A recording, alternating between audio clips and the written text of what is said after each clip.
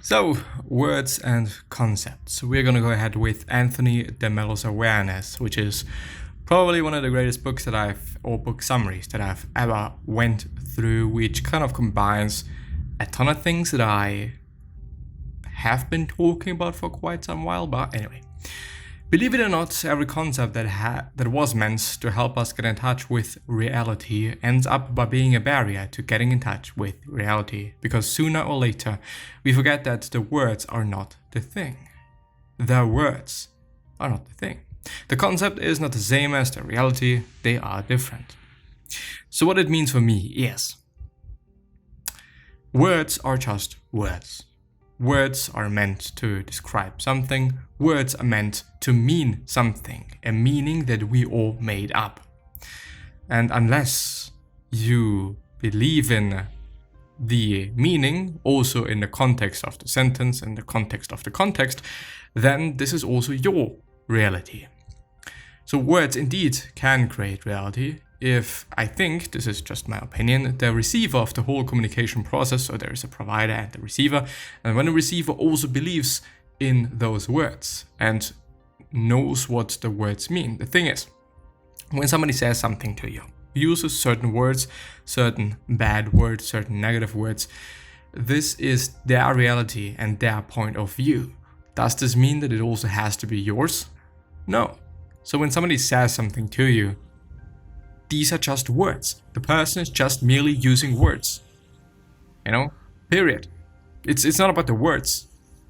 It really is not. The words are not the thing. The meaning is the thing. And words are just there to describe what we are trying to say, trying to verbalize there, because we need somehow to communicate something. But we still can decide what these words mean. There's a ton of space for interpretation. It obviously depends on the words that you're using, but yada, yada, yada. When somebody says, you're an ugly piece of shit, well, okay, so what does ugly mean? I don't know. I could look it up, but I'm not gonna. Am I that? Well, no. I might just not be a supermodel, which is also a word. Why the fuck? You could just use whatever word. When somebody uses a word to say something to you, these are just words. It's not about the words. Okay, I'm gonna go ahead. If all you experience is your concept, you're not experiencing reality, because reality is concrete. The concept is a help to lead you to reality, but when you get there, you've got to intuit or experience it directly. Ideas actually fragment the vision, intuition, or experience of reality as a whole. This is what the mystics are perpetually telling us. Words cannot give you reality. They only point out, they only indicate. You use them as pointers to get to reality, but once you get there, your concepts are useless. So the problem is, when you're saying something to somebody and they think that certain words mean something different, the whole thing is fucked up.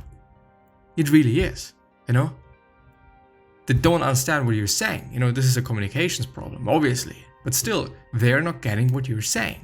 So is it really about the words? Is it really about that? So probably not. Unless you understand them correctly. And the chances are, they are there, that they lead you to the correct spot.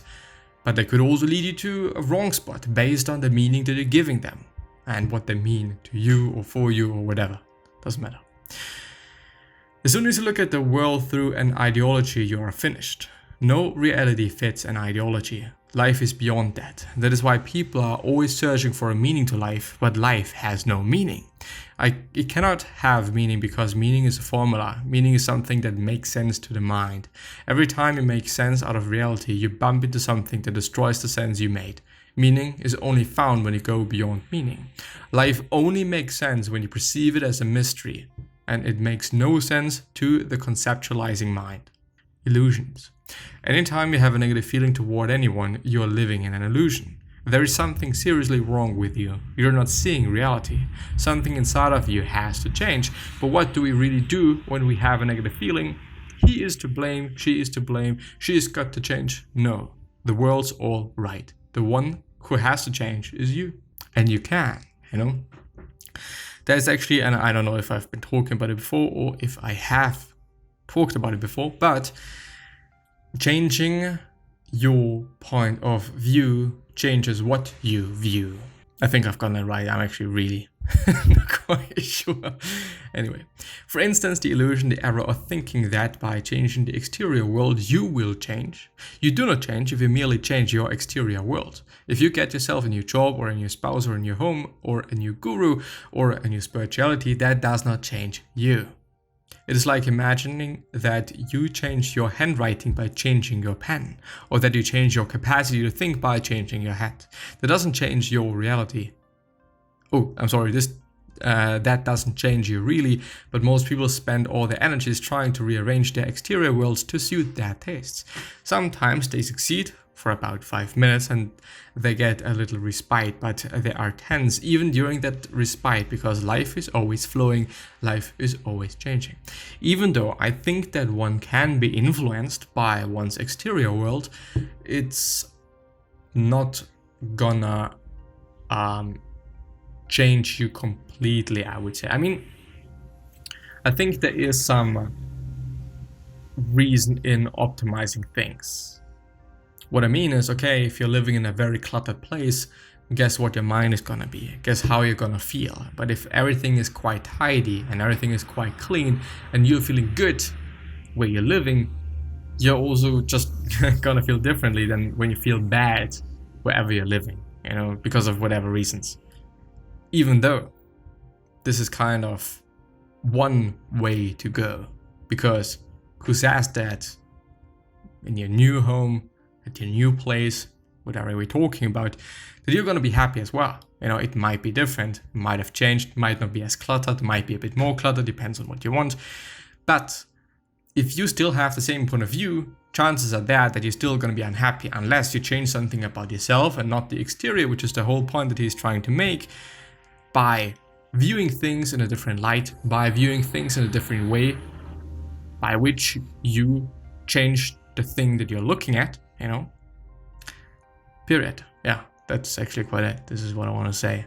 Like, yes, this is also the thing with going on vacation. Like, it is probably going to distract you. It is good for you. It's going to change you entirely as a person. Well, unless you change yourself internally, no, it's not.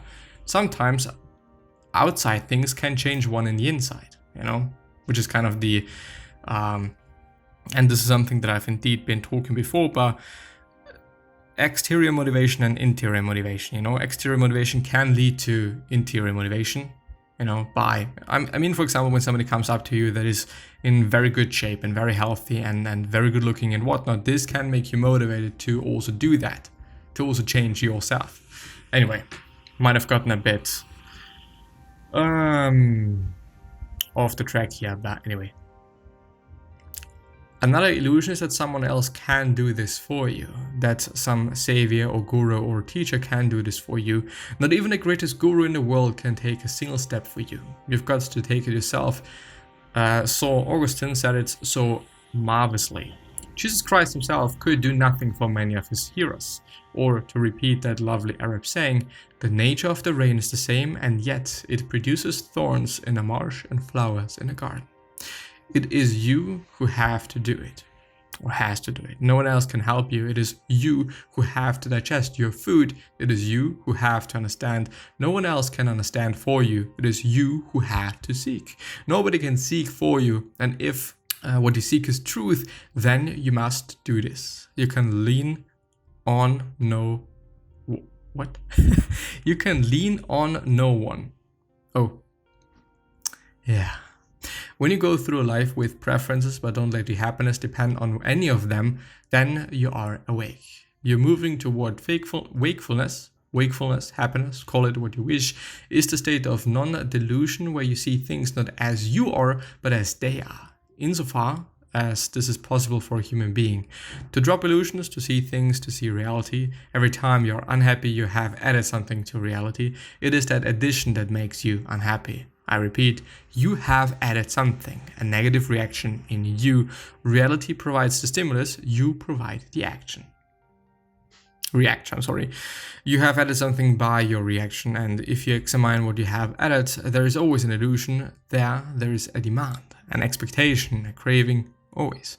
Examples of illusions abound, but as you begin to move ahead on this path, you'll discover them for yourself. And with that being said, I'm gonna end the episode. Bye bye. See you soon.